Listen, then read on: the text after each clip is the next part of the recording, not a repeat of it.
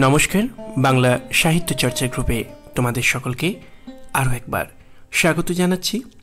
আজকে আমরা মধ্যযুগের বাংলা সাহিত্য থেকে আরও একটি নতুন বিষয় নিয়ে কথা বলবো। আজকের বিষয় মঙ্গল কাব্য কী এবং মঙ্গল কাব্য কেন লেখা হলো। যদিও এই নিয়ে অনেক পূর্বে একটি আলোচনা আমরা করেছিলাম, কিন্তু আজকে সংক্ষেপে মঙ্গল কাব্য কী বা তার মঙ্গল নামের তাৎপর্য কী এবং এই মঙ্গল কাব্য কেন লেখা হলো সেই নিয়ে কিছু কথা আজকের আলোচনায় তুলে ধরব। সকলকে বাংলা সাহিত্য চর্চা গ্রুপে স্বাগত জানাই। প্রথমেই বলি যে মঙ্গল কাব্য লেখা হচ্ছে খ্রিস্টীয় ত্রয়োদশ শতাব্দী থেকে অষ্টাদশ শতাব্দী পর্যন্ত, যদিও অনেক সাহিত্যের ইতিহাসকার সময়কালটাকে পঞ্চদশ থেকে অষ্টাদশ সময় পর্যন্ত ধরে থাকেন।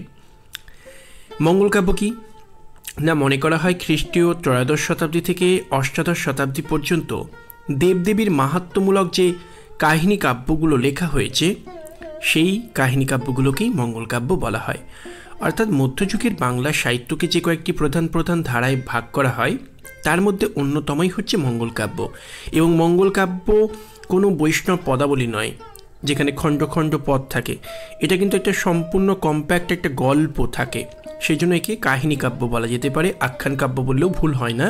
এবং তার মূল বিষয় হচ্ছে কোনো না কোনো দেব বা দেবীর মাহাত্ম্য প্রচার, অর্থাৎ সেই দেবতা বা দেবী মর্তে বিশেষত উঁচু সমাজে নিজের পূজা প্রচারের জন্য স্বর্গেরই কোনো না কোনো দেবী বা দেবতাকে শাপভ্রষ্ট করে শাপ দিয়ে মর্তে পাঠান এবং তারপর তাকে, অর্থাৎ তার মনুষ্য জন্মে সে কোনো না কোনো সমস্যায় পড়ে, তাকে সমস্যার মধ্যে ফেলা হয় এবং সেই সমস্যা থেকে উত্তীর্ণ হবার জন্য সেই দেবী বা দেবতা তার সাহায্য করেন এবং তারপর সাহায্য বা বলা যেতে পারে তার থেকে উপকার পাওয়ার দরুন সেই দেবী বা দেবতার পূজা সেই নরনারী করেন এবং তারপর তারা আবার ফিরে যান স্বর্গে। এই যে দেবদেবীর প্রচার বা মাহাত্ম্যমূলক যে কাহিনী কাব্যের কথা আমরা বললাম, যা খ্রিস্টীয় ত্রয়োদশ মতান্তরে পঞ্চদশ থেকে অষ্টাদশ শতাব্দী পর্যন্ত লেখা হলো, যাকে আমরা মঙ্গল কাব্য বললাম। এই মঙ্গল কাব্যের মঙ্গল নাম নিয়ে নানা তাৎপর্য রয়েছে, নানা বিতর্ক রয়েছে। মঙ্গল নামটা কেন হলো না, মঙ্গল মানে তো যা কিছু কল্যাণকর, শুভকর। দেবদেবীর সঙ্গে আমাদের একটা মঙ্গলের যোগ আছে, আমরা দেবদেবীর পূজা আর্চা করি, এর মধ্য দিয়ে আসলে একটা মঙ্গলের বোধ আমাদের মধ্যে কাজ করে যে দেবীর পূজা করলে, দেবীর গান করলে, স্তব করলে আমাদের মঙ্গল হয়। মনে করা হয় যে যে কাহিনী কাব্যের মধ্যে কোনো মঙ্গলকারী দেবতার বা দেবীর মাহাত্ম্য প্রচার করা হয় তাকেই মঙ্গল কাব্য বলা হয়। অর্থাৎ যিনি মঙ্গল করতে পারেন সেরকম কোনো দেবী বা দেবতাকে আশ্রয় করে যেহেতু এই কাব্য লেখা হচ্ছে, তাই তার সেই কাব্যের নাম মঙ্গল কাব্য। আবার এটাও মনে করা হয় যে যে কাব্য ঘরে রাখলে, পাঠ করলে, শুনলে মানুষের মঙ্গল হয়, হিত হয়, সেই কাব্যই মঙ্গল কাব্য। আবার বাংলা মঙ্গল কাব্যের ইতিহাসকার বলে যিনি পরিচিত আমাদের কাছে, সেই আশুতোষ ভট্টাচার্য মন্তব্য করছেন যে মঙ্গল নামক একটি সুরে নাকি মঙ্গল কাব্য গাওয়া হতো। এবার প্রশ্ন হচ্ছে যে গাওয়া হতো মানেটা কি? এটা তো একটা কাব্য। আসলে আমাদেরকে মনে রাখতে হবে যে আমাদের মধ্যযুগের সমস্ত সাহিত্যই গেয় সাহিত্য। আসরে সেগুলো গানের আকারে পরিবেশন করা হতো এবং নাটক, আধুনিক বাংলা নাটক জন্মের পূর্বে সেগুলোকেই আমরা অভিনয় বলে জানতাম। যেমন আমাদের রামায়ণ মহাভারত পর্যন্ত আসরে পরিবেশন করা হতো। যেমন আমাদের মহাভারতকে কথকতার ঢঙে, রামায়ণকে পাঁচালিক ঢঙে পরিবেশন করা হতো। মূলত পাঁচালির আদলটাকে একটা বর্ণনাত্মক রীতিতে একজন মূল গায়ন এবং তার সঙ্গে দুজন সাগরেদ রেখে একটা অভিনয়ের ঢঙে আসরে পরিবেশন করা, পাঁচালিক ঢঙে, এটা প্রত্যেকটা মধ্যযুগের সাহিত্য প্রসঙ্গে এই কথা সত্য যে মধ্যযুগের প্রত্যেকটা কাব্যই কম বেশি আসরে পরিবেশন করা যেত, বিশেষত কাহিনী কাব্যগুলো। সেই জন্য একে গেয় সাহিত্য বলা হচ্ছে, অর্থাৎ গানের মধ্য দিয়ে সেটাকে গানের আকারে অভিনয়ের ঢঙে আসরে পরিবেশন করা হতো। এবং যেহেতু এই মঙ্গল কাব্য গাওয়া হতো মঙ্গল নামক একটি সুরে, আশুতোষ ভট্টাচার্য বলছেন সেই জন্য এই কাব্যের নাম মঙ্গল কাব্য। এবং তিনি বলছেন যে এই মঙ্গল কাব্যের দেবদেবীরা অর্থাৎ চণ্ডী কিংবা মনসা এরা তো সব অনার্য, অব্রাহ্মণ্য সংস্কৃতি থেকে উঠে আসছেন। নিচের তলার ব্যাদ থেকে শুরু করে নিচের তলার মানুষদের মধ্যে নারী সমাজে তাদের পূজা প্রচলিত ছিল, উঁচু সমাজে প্রাথমিকভাবে ছিল না। সেই সমাজ থেকেই এই দেবী বা দেবতারা উঠে এসেছেন। এবং শুধু তাই নয়, এই মঙ্গল শব্দটাও মানে যেটাকে বলা হচ্ছে যে একটা সুর, যে সুরে মঙ্গল কাব্য গাওয়া হতো, আশুতোষ ভট্টাচার্য যে কথা বলছেন, সেই মঙ্গল সুর বা মঙ্গল শব্দটাকেও তিনি বলছেন যে অনার্য পরিমণ্ডল থেকেই এই শব্দটা উঠে এসেছে। অর্থাৎ মঙ্গল সুরে যে কাব্য গাওয়া হতো আসরে তাকেই মঙ্গল কাব্য বলা হয়। এবার আসা যাক মঙ্গল কাব্য কেন জন্ম হলো। আমরা বললাম ত্রয়োদশ থেকে অষ্টাদশ শতাব্দী পর্যন্ত দেবদেবীর মাহাত্ম্যমূলক যে কাহিনী কাব্য তাকে মঙ্গল কাব্য বলে। আসলে মনে রাখতে হবে যে মঙ্গল কাব্য উদ্ভবের পেছনে একটা সময়ের দাবি ছিল। সাহিত্যকে সময়ের ফসল বলা হয়, সময়ের অভিঘাত সাহিত্যের যে জন্ম দেয় তার সব থেকে বড় প্রমাণই কিন্তু মঙ্গল কাব্য। আমরা জানি যে বাংলা সাহিত্যের ইতিহাসে ওই 950 থেকে 1200 পর্যন্ত সময়টাকে প্রাচীন যুগ বলা হলেও 1200 থেকে 1800 পর্যন্ত সময়টাকে কিন্তু মধ্যযুগ বলা হয় না। তার মধ্যে 1200 থেকে প্রায় 1350-এর মতো একটা সময়কালকে অন্ধকার যুগ বা বন্ধা যুগ বলা হয়। এর একটাই কারণ হচ্ছে ত্রয়োদশ শতাব্দীর গোড়ায় 1202-3 দিকে বাংলায় তুর্কি আক্রমণ হয়েছিল, বাংলায় প্রথম মুসলমান আক্রমণ। হিন্দু রাজত্বের অবসান ঘটল। লক্ষণ সেন সেই আক্রমণ প্রতিরোধ করতে পারলেন না, পালিয়ে গেলেন রাজ্য ছেড়ে। এই যে একটা বাইরে থেকে একটা সুস্থির সমাজ ব্যবস্থার উপর বাইরে থেকে একটা আগ্রাসন, এর ফলে বাঙালি জীবনে সমাজে একটা দোলাচলতা, একটা অস্থিরতা, একটা সংকট তৈরি হলো। সাহিত্যও তার প্রভাব পড়ল, কারণ অস্থিরতা সংকট যখন তৈরি হয় তখন সাহিত্য লেখার কথা নয়।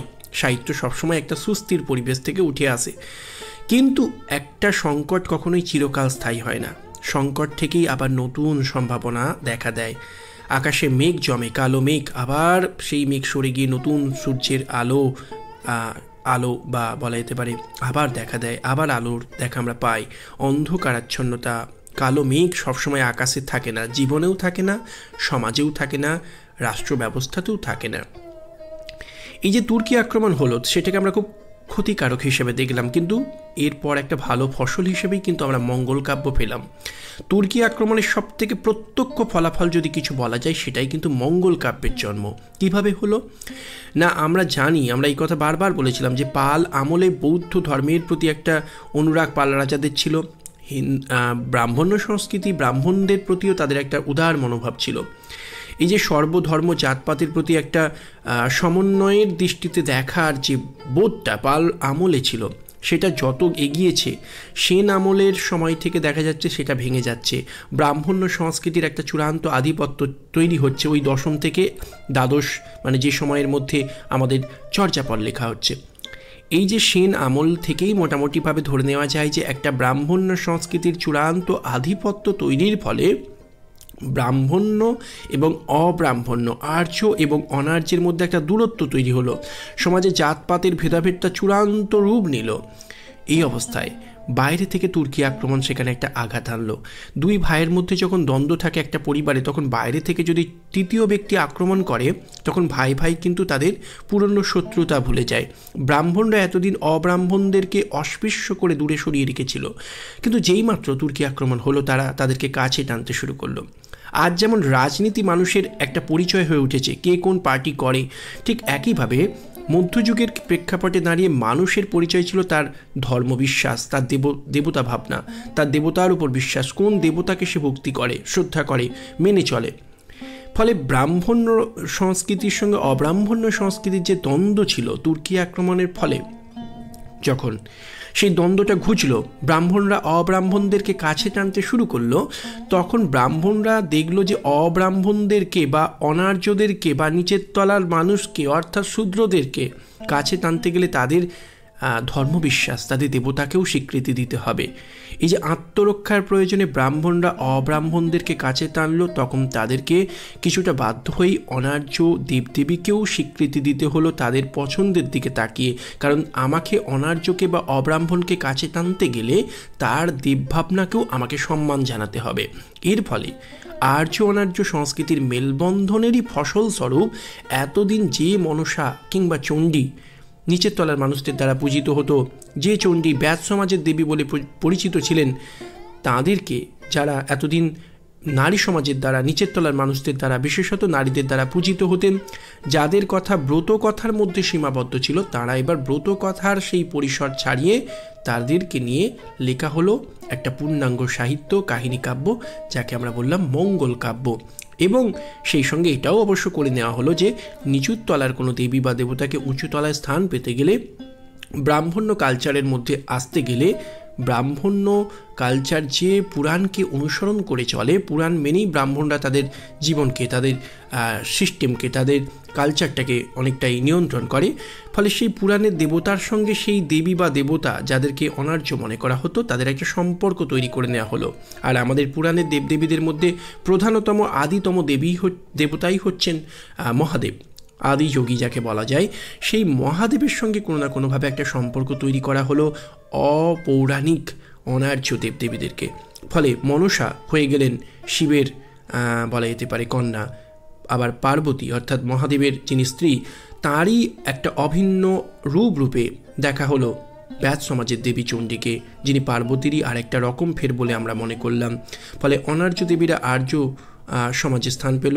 আর্য দেবতা শিবের সঙ্গে তাদের একটা সম্পর্ক স্থাপন করে তাদেরকে অ্যাডপ্ট করে নেওয়া হলো এবং তাদের নিয়ে লেখা হলো মঙ্গল কাব্য। এইভাবেই মঙ্গল কাব্য জন্ম নিচ্ছে মূলত আর্য অনার্য সংস্কৃতির, ব্রাহ্মণ্য অব্রাহ্মণ্য সংস্কৃতির মেলবন্ধনের ফসল হিসেবে, এবং তার মূলে রয়েছে তুর্কি আক্রমণের অভিঘাত, আত্মরক্ষার প্রয়োজন। ফলে এতদিন ব্রতকথার মধ্যে যে মনসার কথা, চণ্ডীর কথা সীমাবদ্ধ ছিল, আজ মুকুন্দ চক্রবর্তীরা সেই মনসা চণ্ডীদেরকে নিয়ে কাহিনী কাব্য লিখছেন, ব্রাহ্মণরা চণ্ডী নিয়ে চণ্ডী মঙ্গল কাব্য লিখছেন, অনার্য দেবীরা পৌরাণিক একটা বলা যেতে পারে পরিসরে স্থান পাচ্ছেন এবং ব্রাহ্মণদের দ্বারা তাদেরকে নিয়ে কাহিনী কাব্য অর্থাৎ মঙ্গল কাব্য তাদেরকে নিয়ে লিখছেন। এইভাবেই বাংলা মঙ্গল কাব্য জন্ম নিচ্ছে। মঙ্গল কাব্য কী এবং মঙ্গল কাব্যের উদ্ভবের প্রেক্ষাপট নিয়ে আজকের আলোচনা বাংলা সাহিত্য চর্চার পক্ষ থেকে এখানেই সমাপ্ত হচ্ছে। বাংলা সাহিত্য চর্চার এই আলোচনা যদি ভালো লাগে অবশ্যই আমাদের চ্যানেলটির সঙ্গে থাকবেন, সাবস্ক্রাইব করবেন প্রয়োজনে। আজকের আলোচনা এখানেই সমাপ্ত। সঙ্গে থাকার জন্য সকলকে ধন্যবাদ জানাই।